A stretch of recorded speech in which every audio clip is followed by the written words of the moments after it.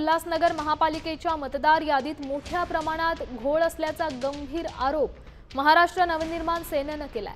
निवडणूक आयोगाने फक्त 1 जुलै 2025 पर्यंतचीच नावं ग्राह्य धरण्याचं स्पष्ट केलं असतानाही 17 नोव्हेंबर 2025 रोजी नव्यानं नोंदवलेली नावं प्रारूप यादीत समाविष्ट झाल्याचा दावा करण्यात आला।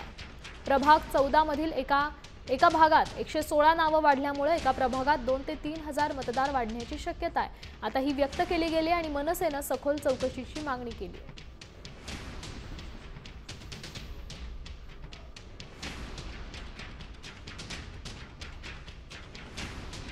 सत्ताधाऱ्यांनी निवडणूक आयोगाला हाताशी धरून या स्थानिक स्वराज्य संस्था घेण्याचा थेट कार्यक्रम राबवला असा थेट आरोप आहे की जेणेकरून भाजपाने एमवाय पॅटर्न पूर्ण महाराष्ट्रात राबवत आहोत असं त्यांनी जगजाहीर केलंय।